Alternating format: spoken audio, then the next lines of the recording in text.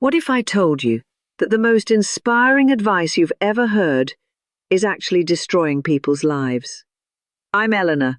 I'm 78 years old. I spent 42 years as a guidance counsellor. I sat across from over 8,000 students, and for most of those years, I told them the same thing everyone else did. Find your passion. Follow your dreams. I was wrong. And it took me until my 70s to understand just how much damage those words can do. See, there's a woman I watched recently, an educator named Alisar, 58 years old, and she said something that stopped me cold. She said those phrases are banned in her schools. Banned. And when I heard her explain why, I felt something I hadn't felt in years. Shame. Because I spent 4 decades handing out poison dressed up as inspiration. And I need to tell you what I've learned before it's too late for you, or for your children. Let me take you back to 1975. I was 29 years old, freshly certified, sitting in my first counseling office at Jefferson High School in suburban Ohio.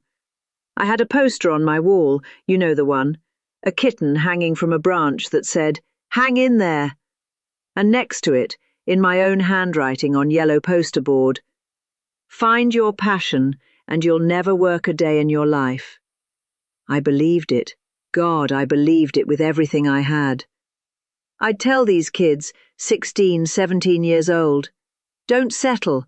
Find what sets your soul on fire. The money will follow. I said it to Jennifer Martinez in 1978, who wanted to be an artist, but whose parents wanted her to be a nurse. I said it to Marcus Thompson in 1983, who loved basketball but was only 5'6". I said it to hundreds and hundreds of young people who sat in that worn leather chair across from my desk, looking at me like I had answers. And they'd leave my office feeling inspired. But here's what I didn't see. Here's what took me 40 years to understand. I was setting them up to feel like failures. Because what happens when a 14-year-old can't identify their passion? They think something's wrong with them. What happens when a 22-year-old discovers that their passion doesn't pay rent? They feel like they've failed at life. What happens when a 35-year-old realizes their passion has changed, that they're not the same person they were at 17? They think they wasted their life. I know because I watched it happen. I watched it happen to my own daughter. My daughter Rebecca, Becca, we called her. She was always different from her brothers. Creative, sensitive. She'd spend hours in her room drawing these elaborate fantasy worlds. Dragons and castles and characters with backstories more complex than most novels. By the time she was 15, everyone knew. Becca was an artist. And I, her mother, the guidance counsellor who preached passion like gospel, I fanned that flame with everything I had. "This is your gift, sweetheart. This is what you were born to do. Follow this. Don't let anyone tell you otherwise." She went to art school. She graduated with $80,000 in debt and a portfolio nobody wanted to pay for. She worked at coffee shops. She did freelance work that paid $50 here, $100 there. She watched her friends from high school, the ones who'd picked boring careers, buying houses, starting families. And every time she called me crying, do you know what I said? "Just keep following your passion, honey. It'll work out." She's 51 now. She works in accounts receivable for a medical supply company. She hasn't picked up a pencil to draw in 8 years. And last Thanksgiving, after too much wine, she looked at me across the table and said, "Mum, I spent my whole life waiting to feel passionate about something, the way you said I should. I thought something was broken in me because I couldn't make it work. But maybe you just gave me bad advice." She was right. Here's what I wish I had understood at 29 that I only learned at 72. Passion is not something you find. Happiness is not something that happens to you. You build them. You design them. You choose them.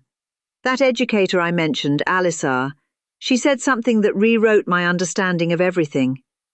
You have to design, build, and execute your own happiness. You cannot bank on other people or count on other people or depend on other people to be part of making it happen for you. Do you hear that? Really hear it? You cannot depend on anyone else for your happiness, not your spouse, not your children, not your dream job, not your passion. For 42 years, I told young people that if they found the right thing, the magical passion, happiness would follow. But that's not how it works. That's not how any of this works. Happiness isn't a destination you arrive at when you finally discover what you're meant to do. Happiness is a practice. It's a discipline. It's something you build, brick by brick, choice by choice, day after day. And I stole that agency from thousands of students by making them think it was something that would just happen to them when they found the thing. Let me tell you about my son, my middle child, David. David never had a passion, not one he could name. He liked lots of things. He was good at math, decent at sports, enjoyed building things with his hands. But he never had that fire that everyone talks about. And because of that, he spent his 20s feeling inadequate. He'd call me and say, "Mom, everyone else knows what they want. What's wrong with me?" You know what I told him? I told him to keep searching, that it would come, that everyone has a passion. They just need to find it. He's 54 now. He's been an electrician for 28 years. He's married to a woman named Diane who adores him. He coaches Little League. He volunteers at his church. He's happy. Not because he found his passion, because he built a life. A real one, with real relationships and real purpose and real meaning. And it had nothing to do with what he did for a paycheck. His passion is his grandchildren. His passion is the fishing trips he takes every summer with his buddies from high school. His passion is the garden he tends every spring. None of that is monetized. None of that is a career. And none of it is any less valuable because of that. Here's what I've learned after 78 years on this earth. First, stop asking young people, "What's your passion?" Start asking, "What kind of life do you want to build?" Because a passion is narrow. It puts pressure on someone to have an answer. But a life can include dozens of things that bring meaning. A life can evolve. A life doesn't have to be monetized to matter. Second, teach people, especially young people, that they are responsible for their own happiness. Not their parents, not their partners, not their jobs. Them. Alice R. said something that should be on a poster in every school in America. "I'm not responsible for my children's happiness. I'm their support system. That's it. It stops there." Can you imagine how different life would be if we all understood this? If we stopped waiting for someone else to make us happy? If we stopped blaming our parents, our spouses, our circumstances for our misery? You want to be happy? Make yourself happy. Figure it out. It sounds harsh, but it's actually the most liberating truth there is. Third, don't wing it. This is the advice Alice R.'s father gave her, and it's stayed with me since I heard it. If you're confident in your steps, you walk like a king. But confidence doesn't come from bravado, it comes from preparation. Don't wing your relationships, don't wing your career, don't wing your life. Be diligent. Take small steps, be patient, build. The people who seem confident aren't lucky. They've done the work. They know what they're stepping into. Fourth, trust your instincts, even when it's inconvenient. Here's something that haunts me.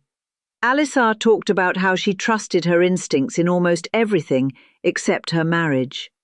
And it cost her. I did the same thing. I stayed in a job I hated for 7 extra years because leaving felt risky. I ignored my gut about a friend who turned out to be toxic. I dismissed my intuition about 1,000 little things because logic told me different. Your gut knows things your brain hasn't caught up to yet. Listen to it. Fifth, stop trying to make other people proud. Make yourself proud. Alisar said she changed how she speaks to her children. Instead of, "I'm proud of you," she says, "You have a lot to be proud of." Do you understand how powerful that shift is? It takes the focus off external validation, off needing mom or dad or your boss to approve of you, and puts it where it belongs. On you. What do you think of you? Are you living in a way that makes you proud? Because I promise you, when you're 78 and lying awake at 3 a.m., you won't be thinking about who was proud of you. You'll be thinking about whether you were proud of yourself. I'm 78 now. My husband Frank passed 6 years ago. Pancreatic cancer. 3 months from diagnosis to gone. In those last weeks, do you know what he talked about? Not his career. He'd been a successful engineer, patents, promotions, the whole thing. He never mentioned any of it. He talked about the camping trip we took to Yellowstone in 1988, when our tent flooded and we all had to sleep in the car. He talked about teaching David to ride a bike. He talked about the way I used to dance in the kitchen when I thought no one was watching. He talked about moments, not achievements, not passions, not dreams he followed. Moments with people he loved. Here's what I want you to do tonight. Not tomorrow, not when you have time. Tonight. 1. If you've been telling a young person to find their passion, stop. Ask them instead, what kind of life do you want? What do you value? How can I support you in building it? 2. Take out a piece of paper. Write down 3 things that made you happy today. Not big things, small things. The way the light hit your coffee cup. A text from a friend. Your dog's face when you came home. Start seeing happiness as something you collect, not something you chase. 3. Call someone you love. Not to say anything important, just to hear their voice. Just to remind them, and yourself, that this connection is what matters. 4. Ask yourself honestly, am I waiting for something or someone to make me happy? And if so, am I ready to stop waiting and start building? I think about all those students who sat in my office. Jennifer Martinez, who I told to follow her art. She ended up becoming a pediatric nurse, and by all accounts she loves it. But she spent a decade feeling like she'd betrayed her true self first. Marcus Thompson, who I encouraged to keep chasing basketball. He blew out his knee junior year of college. Spent 5 years depressed because he'd built his whole identity around one dream. I think about my daughter Becca, who I convinced that her passion was her purpose, and who learned the hard way that you can't eat inspiration.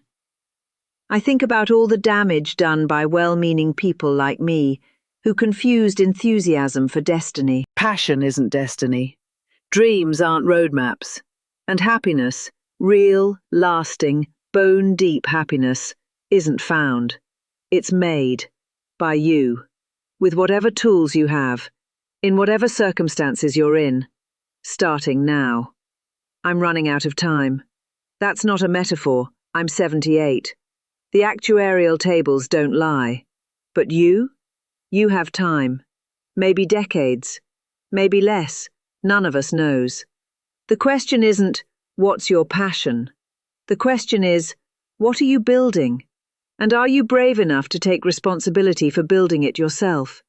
Because no one else will. No one else can. That's the truth no one tells you at 20. But I'm telling you now, at 78. Make your own happiness. Stop waiting. Start building. Trust yourself. And for God's sake, stop telling kids to find their passion like it's a treasure buried somewhere waiting to be dug up. It's not out there.